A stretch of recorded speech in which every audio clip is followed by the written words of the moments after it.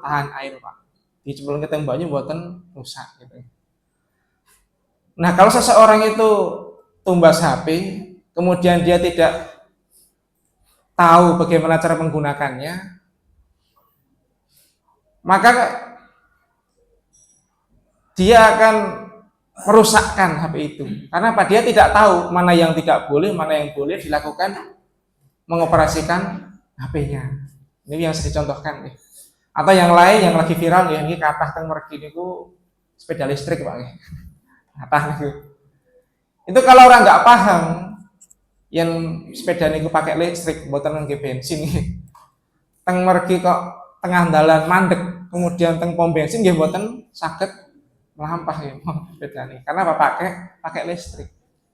Nah, ibarat itu juga ketika seorang itu beriman kemudian yakin bahwasannya yang terbaik dalam menjalani kehidupan itu menggunakan syariat Allah, baik perintah dan larangannya, maka kehidupannya itu akan mendapat kebaikan di dunia dan akhirat. Hatinya merasa tenang karena menjalani kehidupan sesuai dengan aturan Sang Pencipta itu.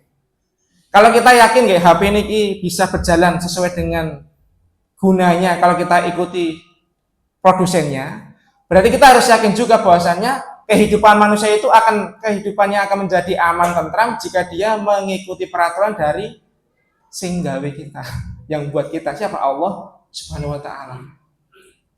Ini kenikmatan yang paling puncak nggih. Karena ketika seseorang itu tidak punya iman, kita bisa melihat nggih. Urip sak karepe dhewe gitu nggih. Sing penting penak, sing penting ning donya niku bahagia, namun tidak mengikuti ini angsal napa mboten angsal. Itu kathah contohnya nggih. Ya contoh negara-negara besar nggih. Negara-negara maju yang mereka tidak memiliki iman dalam kehidupannya, ya memang mereka masih secara teknologi, tapi kita lihat ternyata dalam kehidupannya, dalam menggapai kebahagiaan, mereka itu tidak sesuai dengan cara yang disebutkan Allah Subhanahu wa taala melalui Rasulnya. Dan juga memang terkadang ya perintah Allah Subhanahu wa taala dan larangannya itu tidak sesuai dengan keinginan kita. Terkadang gitu nggih. Dalam pandangan manusia niku kok ya iso Mas kerja ngoyo-ngoyo duwite kathah kok ndak bayar zakat barang gitu. Wong sing kerja awake dhewe gitu. Itu terkadang kalau kita melihat sisi kacamata manusia itu merugikan. Padahal para jamaah sekalian, terkadang Allah memberikan kita syariat, kita tidak mengetahui hikmahnya. Wong malaikat mawon nggih, malaikat saja itu tidak tahu kok tujuan diciptakannya manusia dalam Al-Baqarah surat ayat 30 nggih. Ketika itu Allah mengatakan akan menjadikan inni ja'ilun fil ardi khalifah, akan menjadikan seorang manusia itu khalifah di muka bumi. Malaikat tanglet. Padahal malaikat itu buatan punya nafsu nih. Tapi bertanya, ya Allah Subhanahu wa taala, kenapa kamu menjadikan seorang makhluk yang akan mayyufsidu fiha, berbuat kerusakan di muka bumi, wa yasfiku dima, dan menumpahkan darah. Dan ini terbukti nggih sakniki nggih. Menungso niku gur gawe rusak teng donya. Ngising viral wingi teng pundi Pak? Raja Ampat nggih, niku nggih kerusakan gitu. Kemudian menumpahkan darah niki jenengan terus piyambak. Kejadian teng Indonesia masalah tumpah darah itu kathah. Dan ini terbukti. Protesnya malaikat itu terbukti. Manungsa mengke teng donya itu hanya berbuat kerusakan dan hanya menumpahkan darah. Sedangkan malaikat, kami itu akan senantiasa mengagukanmu, bertasbih kepadamu. Jawaban Allah, qala inni a'lamu ma la ta'lamun.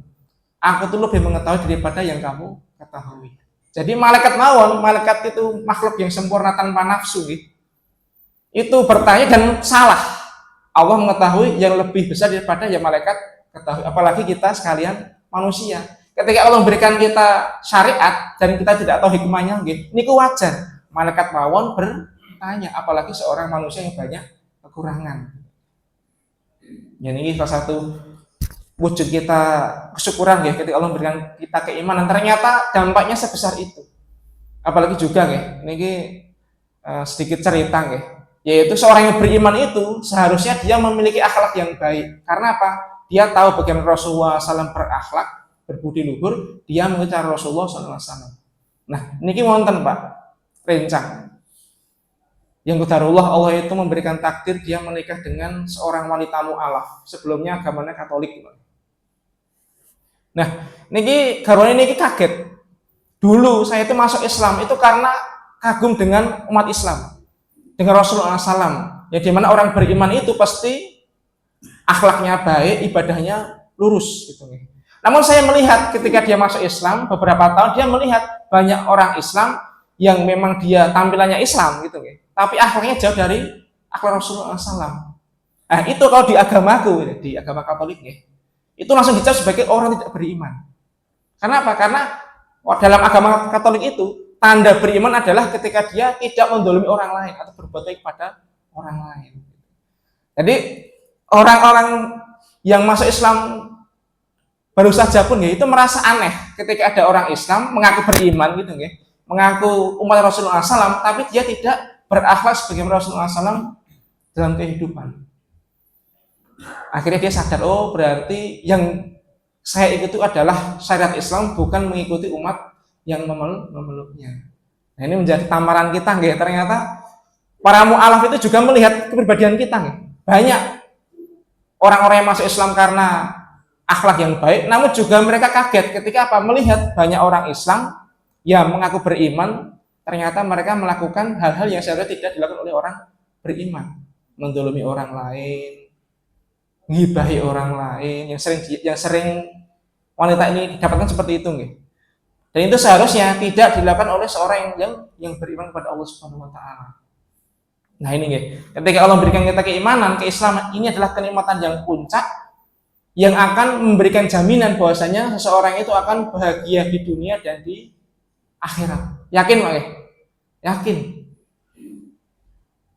Kemudian yang kedua, semoga sallallahu alaihi wasallam Nabiullah Muhammad sallallahu alaihi wasallam suri tauladan kita yang menjadi wasilah sampainya Islam iman dalam hati kita sekalian, yang dimana Rasulullah juga mencontohkan bagaimana berakhlak hidup yang baik dalam bermasyarakat, yang seharusnya sekali lagi seorang yang beriman itu menjadi seorang yang sempurna. Kalau kita melihat para sahabat itu kan orang yang sempurna dalam masalah akhlaknya. Karena apa? Mereka beriman dan berislam sepenuhnya. Mereka beriman, berilmu dan mengikuti Rasulullah SAW, maka menjadi orang beriman yang ka'afah, yang sempurna.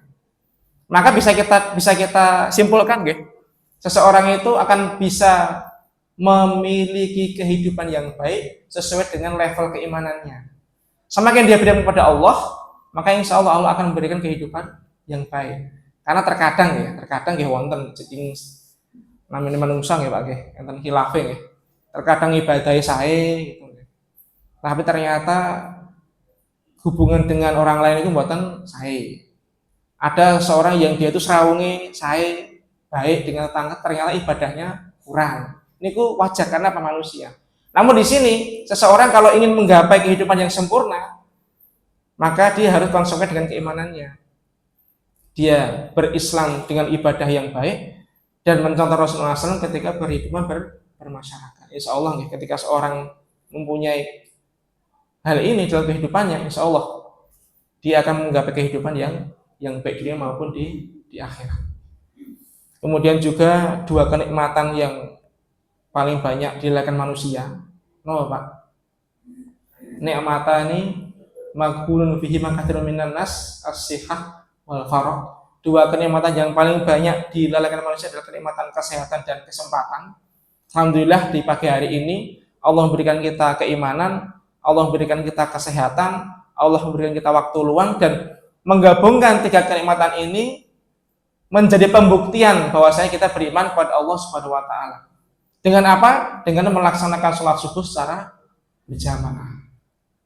Jadi ini kenikmatan yang besar. Kenapa? Karena Allah melewati Rasulnya dalam hadisnya itu kan yang sering dikatakan inna ahqalas sholati alal munafikina sholatul isya wa sholatis subhi.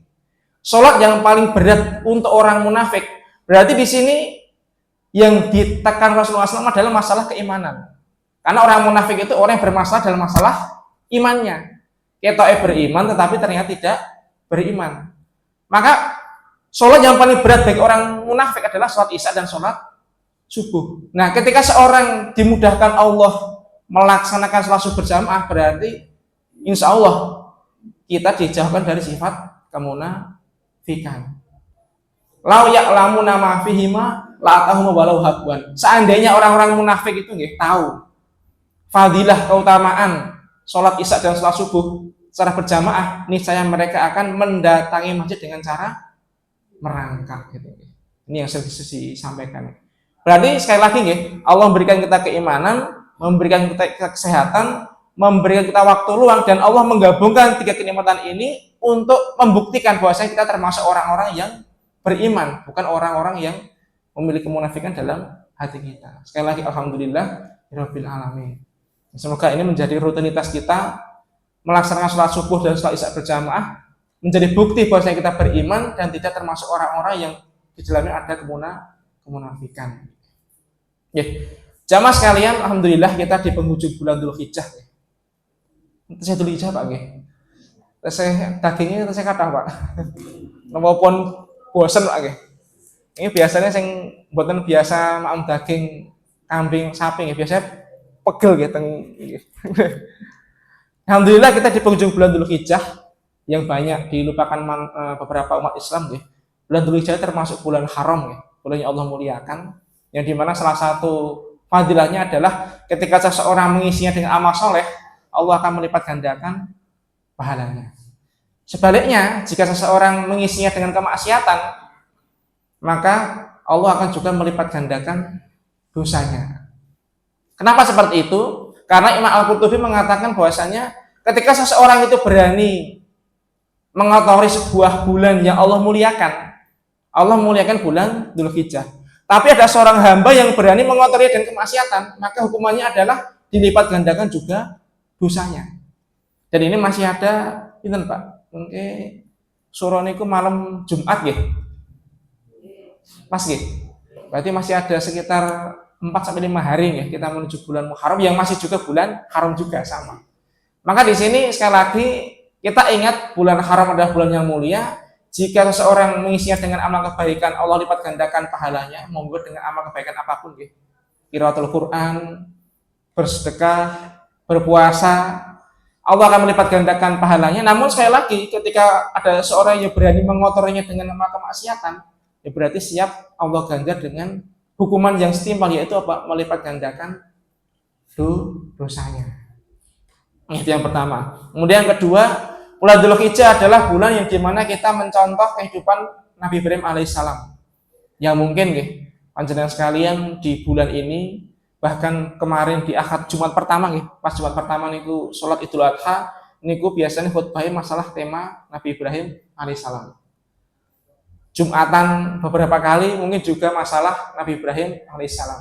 Nah, maka di sini sekali lagi nggih, di pagi yang mulia ini kita masih belajar bagaimana hikmah kisah perjalanan hidup Ibrahim alaihissalam, karena memang Allah menjadikan Ibrahim alaihissalam itu menjadi imam bapak semua nabi.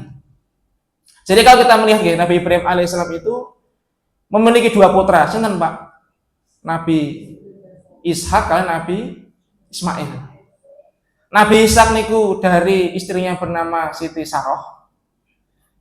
Nabi Ismail dari Siti Hajar. Nah, Siti Sarah itu melahirkan Nabi Ishak, dan Nabi Ishak itu adalah keturunan untuk Bani Israel. Jadi semua Nabi Bani Israel itu dari keturunan Nabi Ishak. Satu Nabi yang terakhir yang paling mulia Allah pilihkan, yaitu keturunan Nabi Ismail, yaitu Nabi Muhammad SAW. Nah, ini yang menjadikan orang-orang Yahudi saat ini, yang saat ini nembe perang Pak, kalih sinten Pak? Kalih Iran, yang menjadikan mereka tidak mengakui Muhammad SAW sebagai Nabi adalah karena ini. Karena apa? Nabi Muhammad bukan keturunan Nabi Ishak alaihissalam. Nabi Muhammad keturunan Nabi Ismail. Mereka tahu Muhammad itu seorang Nabi, seorang Rasul. Namun karena mereka sombong, Muhammad itu duduk songkok Bani Israel. Kami tidak mengakuinya sebagai Nabi, walaupun nama itu ada dalam kitab kami. Itu kesombongannya. Gitu. Makanya dalam Al-Fatihah, Allah menyebutnya sebagai al-maghdub bi alaihim, orang-orang yang Allah murkai. Kenapa? Ngertos ilmune, tahu Nabi Muhammad seorang nabi tapi tidak mengakui. Gitu nggih. Kemudian dalam kehidupannya Nabi Ibrahim alaihissalam ya, kalau kita melihat banyak sekali pelajaran, kita bisa belajar bagaimana Nabi Ibrahim mendidik anaknya. Yang tadi kita baca di surah As-Saffat, bagaimana ketika Nabi Ibrahim itu mengutarakan bermimpi, itu yang sering disampaikan juga. Kemudian Nabi Ismail karena anak yang soleh ya, itu menjawab bahwasanya lakukanlah bapakku, niscaya kamu akan mendapati sebagai orang-orang yang sabar. Jadi kita bisa belajar bagaimana mendidik anak yang soleh seperti apa. Kita juga bisa belajar bagaimana Nabi Ibrahim itu tegas kepada kesyirikan ketika menghancurkan berhala pada zaman Namrud laknatullah alaih. Kita juga bisa belajar nih bahwasanya cara mencintai Allah yang sempurna lewat sebuah ayat yang Allah firmankan dalam surat Al-Baqarah 124. Yang di mana Allah berfirman, wa idbatala Ibrahim rabbuhu bikalimatin fa'atammahum. Dan ingatlah ketika Ibrahim diuji Tuhannya beberapa kalimat, fa'atammahum, lalu Ibrahim alaihissalam melaksanakannya dengan sempurna. Nah ini kata-kata sempurna, fa'atammahum. Jadi Allah SWT memang menyengaja memberikan ujian kepada Ibrahim alaihissalam bikalimatin. Ini kalau kita lihat tafsirnya itu sekitar ada 30 ujian perintah kepada Ibrahim alaihissalam, dan Nabi Ibrahim fa'atammahun, melaksanakannya dengan sempurna, membuktikan bahwa Ibrahim alaihissalam adalah seseorang yang mencintai Allah dengan sempurna. Karena apa? Melaksanakan perintah Allah tanpa ada ini istilah Jawa ini mboten maidu. Perintah Allah dengan sempurna dan menjauhi larangannya dengan sempurna. Dan kalau kita lihat beberapa syariatnya itu syariat yang sering kita laksanakan, Pak. Sunnah-sunnah yang kita laksanakan dalam kehidupan kita sehari-hari. Contoh yang pertama, menjamu tamu. Ibrahim alaihissalam itu memberikan contoh bagaimana ketika tamu datang kemudian dijamu. Kemudian khitan, sunat, Pak. Kemudian yang ketiga, melaksanakan sunnah-sunnah fitrah ketika hari Jumat. Biasanya Bapak-bapak, bagaimana kita mencukur kumis, memotong kuku, mencabut bulu ketiak, itu adalah salah satu sunnah yang Nabi Ibrahim laksanakan karena perintah Allah Subhanahu wa Ta'ala dan dilaksanakan secara sempurna. Nah, kalau kita lihat beberapa kisahnya, ini kisah yang sering kita dengar, yaitu ketika Ibrahim alaihissalam di masa mudanya, di masa kehidupan pemerintahan Raja Namrud laknatullah alaih, yang dimana saat itu tren viral masyarakat adalah menyembah menyembah berhala dan menyembah Namrud laknatullah alaih, karena Namrud itu mengaku sebagai Tuhan. Nah seandainya Ibrahim niku pengen uripe penak, pengen uripe santai, boten di uyak-uyak kalih pasukannya Namrud gitu, pengen urip penak kalih bapaknya sing pekerjaannya membuat patung gitu, itu kan tinggal ikut arus saja, ikut tren saja gitu. Namun tidak, Allah memberikan perintah memerangi kesyirikan, Allah memberikan perintah teguh kepada keimanan. Ternyata walaupun sendirian, Ibrahim alaihissalam itu melawan seluruh pemerintahan yang ada. Memang bayangnya Pak, yang setunggal melawan sak negara gitu. Walaupun beberapa penduduknya itu mereka beriman kepada Namrud bukan karena memang beriman, tapi karena paksaan. Namun secara lihat kasat mata saat itu Ibrahim niku dhewe kan melawan sak negara gitu. Niku yang wong waras yang saat niki ya mbok pilih santai wae Mas, milih melu liyane wae, udah pepenak, dijamin negara, wis penak. Namun ternyata perintah Allah Subhanahu wa Ta'ala untuk menentang kafiran kesyirikan, Nabi Ibrahim alaihissalam menentang pemerintahan satu kerajaan seorang diri. Dan ini bukan main-main melawannya. Kalau kita lihat kisahnya pas perayaan gede-gedean gitu, niku menghancurkan seluruh berhala yang ada, kabeh dipetelik. Dan meninggalkan kapak terbesar digantungnya teng berhala yang paling besar. Niki disengaja agar apa? Agar Ibrahim itu ditempatkan dalam satu umum, kemudian bisa berdakwah kepada Namrud untuk meluruskannya. Memang sengaja seperti itu. Namun yang paling mengejutkan juga nggih, walaupun Ibrahim itu tegas kepada kesyirikan. Ketika Ibrahim itu berdakwah kepada ayahnya itu dengan nada yang lembut. Namanya azar ya kalau beberapa riwayat. Walaupun Ibrahim itu tegas kepada kesyirikan, namun ternyata ketika berdakwah kepada ayahnya itu dengan nada yang lembut. Yang dimana Allah mengabadikan dalam Maryam 42. Itqala li abihi ya abati lima ta'budu ma la yasma' wa la yubsiru wa la yughni anka syai'a. Ingatlah ketika Ibrahim berkata kepada bapaknya, "Wahai bapakku, mengapa kamu menyembah sesuatu yang tidak mendengar, tidak melihat dan tidak dapat menolong kamu sedikit pun?" Jadi berdakwah dengan nada lembut pada ayahnya, namun ketika melawan Namrud dengan cara seperti itu. Dan kita bisa tahu endingnya nggih. Ketika nantang sak negara gitu nggih. Nah, saat ini kan seperti itu, kan nantang raja langsung. Ya. Akhirnya Ibrahim itu didatangkan, kemudian dihakimi massal. Dengan cara, oh Pak, diobong Pak, dibakar hidup-hidup. Dengan cara yang memang disengaja untuk memberikan pelajaran kepada rakyatnya. Namrud memang menyengaja, ben dowedi kabeh gitu. Caranya apa? Diobong di muka umum dengan cara yang tidak umum. Caranya gimana? Caranya seluruh penduduk yang ada itu membawa kayu bakar masing-masing, kemudian ditumpuk menjadi sebuah gunung, jadi menggunung. Kemudian Nabi Ibrahim itu diikat dengan tali, kemudian dilemparkan dengan manjanik. Kalau manjanik istilahnya apa Pak? Lintang gede ini Pak.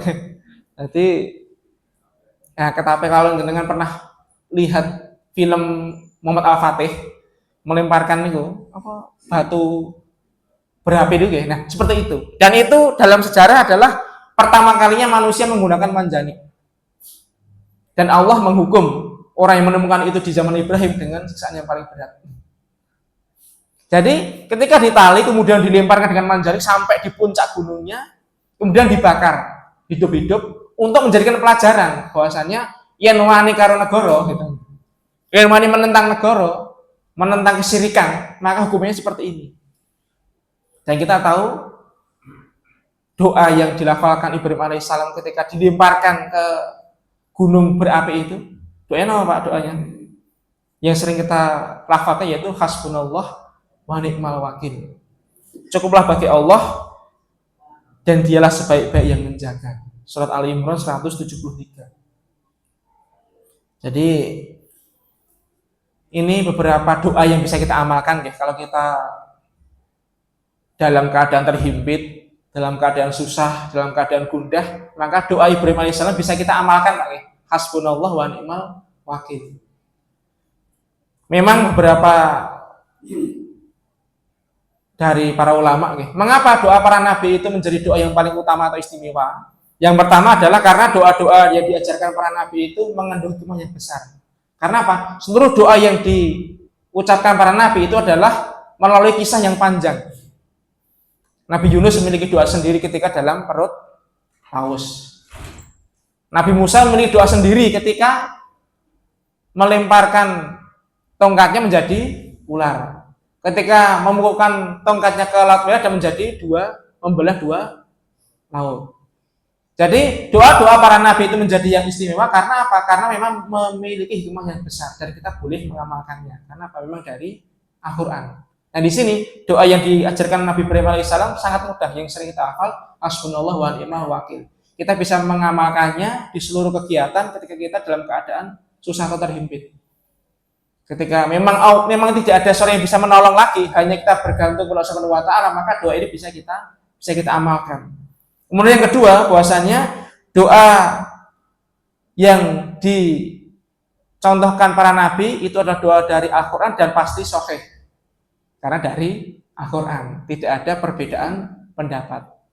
Kemudian yang ketiga yaitu doa itu memiliki keistimewaan karena sudah dikabulkan Allah Subhanahu wa taala. Karena yang doa para nabi dicantumkan dalam Al-Quran dalam sebuah peristiwa dan Allah mengabulkannya. Nah, maka kita berwasilah dengan doa ini agar kita ketika melafalkan doa juga dikabul Allah Subhanahu wa taala sebagaimana Allah mengabulkan doa Nabi Ibrahim alaihissalam ketika dilemparkan ke gunung api tadi. Dan ternyata kita tahu endingnya Allah berfirman, "Qulna ya naru kuni bardan wa salaman ala Ibrahim." Allah berfirman, wahai api, jadilah dingin, wasalaman alaihi, dan keselamatan bagi Ibrahim.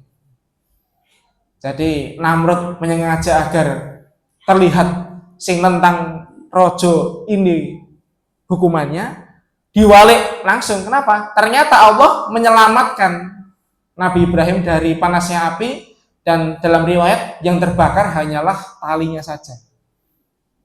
Jadi walaupun api membulat-bulat ya, ternyata yang dimakan terbakar api hanyalah talinya saja yang untuk menali tangan dan kaki Nabi Ibrahim alaihissalam. Dan juga dalam riwayat juga menyebutkan malaikat Jibril sampai turun ke dunia dan mengusap keringat Nabi Ibrahim alaihissalam. Hanya keringetan tok. Ada juga yang berpendapat ketika Nabi Ibrahim alaihissalam itu dalam api, yang dirasakan itu adalah beliau itu seperti dalam sebuah taman yang hijau, merasa sejuk, tidak merasakan panas.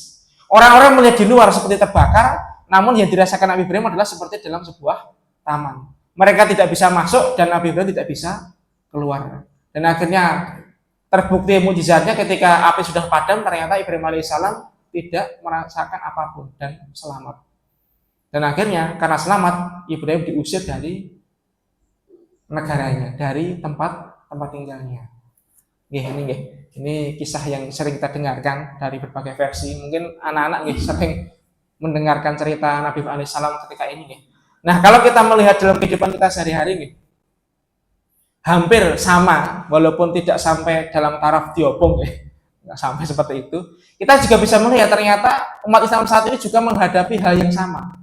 Baik itu anak-anak, itu remaja, itu dewasa lanjut usia, itu menghadapi beberapa cobaan dan ujian yang itu melawan keimanannya. Kalau seseorang itu hanya mengikuti hal-hal yang tren saja, yang viral saja, uripnya bakal penak, Pak. Rame iki melu gitu. Teng TikTok rame niki melu gitu. Dan ini tidak hanya menjangkiti remaja, tapi juga anak kecil. Remaja, lanjut usia, semua mendapatkan hal yang sama gitu. Kalau seseorang itu hanya mengikuti tren saja gitu, dia tidak mengetahui bahwasanya dia seorang muslim yang memiliki prinsip hidup, maka dia akan menjadi orang-orang yang mengikuti orang-orang pada umumnya. Dia tidak bangga terhadap keislamannya. Seperti Nabi Ibrahim alaihissalam. Kalau Ibrahim alaihissalam itu pengen hidupnya penak, uripnya penak, itu tinggal ikut tren saja. Tidak usah melawan arus. Sama juga kita di zaman ini, kalau kita pengen penak, kita tinggal ikut arus sebenarnya. Namun kita memiliki keimanan yang Allah berikan kepada kita, yang saya sebutkan di awal tadi. Keimanan itu akan memberikan kita benteng, mana yang boleh dan mana yang tidak boleh, mana yang sesuai syariat, mana yang tidak sesuai syariat. Maka ketika ada sebuah tren yang viral gitu, apapun bentuknya, buh niku joget-joget, buh cara hidup, buh cara berpakaian, buh cara berpahaman, memahami sebuah masalah. Kalau kita tidak ikut bagaimana Rasulullah SAW mengajarkan, kita akan kehilangan identitas sebagai seorang muslim. Tapi kita juga harus paham resiko. Kalau kita melawan arus ini, kita akan seperti Nabi Ibrahim, mendapatkan ejekan, mendapatkan cacian, dianggap orang yang kolot, dianggap orang yang fanatik terhadap agama. Dan puncaknya terkadang nanti kita mendapatkan siksaan yang paling besar, yaitu sebagai Nabi Ibrahim alaihissalam dibakar hidup-hidup. Namun tidak mungkin sampai seperti itu. Nggak mungkin sampai seperti itu. Dan kita yakin bahwasannya ketika Allah memberikan ujian dibakar hidup-hidup, ternyata Allah juga menyelamatkannya. Ini yang kita yakin. Ketika kita yakin kepada keislaman kita, Allah memberikan kita syariat, kita mengikutinya. Kemudian ada satu hal yang tidak sesuai dengan Islam, kita tolak, apapun bentuknya. Ini miris kalau kita melihat media sosial yang ada, anak-anak muda, anak-anak kecil gitu. Bagaimana bebasnya mereka bergaul melalui media sosial. Itu benar-benar rusak, Pak. Kemarin saya melihat beberapa postingan itu cah SD, Pak, umur 10 tahun gitu. Itu izin karo bapak itu belajar kelompok, Pak. Dan delalah orang tua itu orang tua yang sering keluar kota. Karena pengaruh media sosial, Instagram, mereka saling bertukar nomor kemudian ketemu di sebuah rumah, dan akhirnya melakukan sebuah hal yang tidak dilaksanakan oleh, yang seharusnya tidak dilakukan oleh seorang anak kecil. Ini kan mengikuti tren, tidak ada batasan mana yang benar mana yang salah, ternyata bisa membuahkan menghancurkan seorang muslimah dan muslim itu sendiri. Itu seorang anak ya, bisa juga seorang remaja, bentuknya mungkin beda ya. Bisa seorang yang dewasa, bisa seorang yang lanjut usia sekalipun. Yang saat ini karena yang namanya HP itu sing gadah kagungan itu semua punya nih. Bahkan terkadang yang sering ketinggalan itu rela mulih Pak ya. Ning dalan HP ini carry, ini kadang dibelani mulih karena apa? Karena benda yang paling penting itu. Ya, maka di sini sekali lagi ya para jamaah sekalian, Nabi Ibrahim memberikan kita contoh bagaimana kita bersikap sebagai seorang yang beriman. Teguh kepada keimanan, tegas kepada kesyirikan, teguh kepada syariat Islam. Nah, di zaman ini kita dihadapkan dengan hal yang sama walaupun tidak dengan bentuk yang mirip gitu. Maka di sini kita harus tegas. Ketika itu tren yang tidak sesuai dengan syariat Islam, kita tolak. Menjangkiti anak kita, menjangkiti cucu-cucu kita harus tegas. Kenapa? Karena itu bisa sekali lagi melemahkan identitas sebagai seorang muslim. Dan ini masya Allah nih, sekali lagi tren-tren seperti ini kita bisa melihat anak-anak kita, anak-anak muslimah terutama remaja putri nih. Ini biasanya yang paling banyak kena dampaknya. Maka di sini ini PR kita sekalian sebagai orang tua bagaimana mengajari anak kita bahwasanya kita seorang muslim muslimah yang memiliki prinsip dan keimanan. Dan keimanan inilah yang akan menyelamatkan kita dari segala hal yang fitnah yang ada. Allah menyelamatkan Ibrahim alaihissalam dari kobaran api karena teguh pada keimanannya, maka insya Allah juga akan menyelamatkan kita dari fitnah dunia ketika kita berpegang teguh kepada keimanan. Yakin nih? Dengan doa yang sama, hasbunallahu wa ni'mal wakil, ketika kita dalam kehidupan sehari-hari kita mendapati memang benar-benar rusak gitu ya. Kita bergantung kepada Allah Subhanahu wa taala, ketika kita teguh pada keimanan dengan doa yang sama Nabi Ibrahim alaihissalam, insyaallah Allah menyelamatkan Ibrahim dari kobaran api. Allah juga akan menyelamatkan kita dari kobaran fitnah dunia jika kita tegang teguh kepada kehidupan keimanan kita sebagai seorang muslim. Jadi ini yang bisa kita ambil hikmahnya, mungkin masih banyak sekali nih kisah-kisah yang bisa kita ambil hikmah dari kehidupan Ibrahim alaihissalam. Sampai jam berapa? Pun ini, pun tidak masih. Udah masih ada tapi nih pun. Yang salah satu doa juga ya, doa yang diajarkan Rasulullah SAW agar kita memiliki keteguhan iman. Yang dimana doa ini ditanyakan oleh salah seorang sahabat yang tanya kepada Ummu Salamah radhiyallahu anha, ya ummul mukminin, maka nakhtaru Rasulullah SAW idza kana indaki. Ya Ummu Salamah, ummul mukminin, doa apa yang Rasulullah sering lafalkan ketika bersamamu? Maka Ummu Salamah menjawab, kana akhtaru du'aihi ya muqallibal qulub tsabbit qalbi ala dinik. Yang sering diucapkan Rasulullah SAW agar keimanan selalu menancap dalam hatinya adalah ya muqallibal qulub tsabbit qalbi ala dinik. Ini juga bisa kita amalkan karena apa? Doa langsung dari Rasulullah SAW. Hadis riwayat Bukhari Muslim, insyaallah sahih. Bisa kita amalkan agar Allah senantiasa memberikan kita keimanan, ketahanan kan kemaksiatan yang ada. Karena ketika seseorang beriman kepada Allah Subhanahu wa taala, sekali lagi dia yakin bahwasanya yang bisa menyelamatkan dia dari fitnah dunia dan akhirat adalah hanya keimanan dalam hatinya. Nah, tentu nggih, setelah ini kita yakin akan keimanan kita juga harus diikuti dengan ilmu. Ini juga penting. Karena dinul Islam adalah dinul ilm, dinul agama ilmu, maka kita harus sebagai seorang muslim mempelajari agama kita sebagaimana kita mempelajari ilmu dunia. Kita belajar ilmu dunia itu sampai bertahun-tahun gitu ya, untuk menghadapi kehidupan dunia, maka seharusnya kita juga mempelajari ilmu agama agar kita juga bisa menghadapi beberapa fitnah yang ada agar kita selamat dunia dan akhirat. Ini insya Allah kesadaran ini sudah ada dalam diri kita ya, akan pentingnya ilmu dunia dan ilmu akhirat. Ini yang dapat kami sampaikan. Kurang lebihnya mohon maaf. Sekali lagi marilah kita mencontoh bagaimana Ibrahim alaihissalam meneguhkan hatinya dengan keimanan ya, karena kita yakin yang bisa menyelamatkan kita dari fitnah dunia dan akhirat adalah keimanan kita sekalian. Ya, akhiru da'wana wassalamualaikum warahmatullahi wabarakatuh.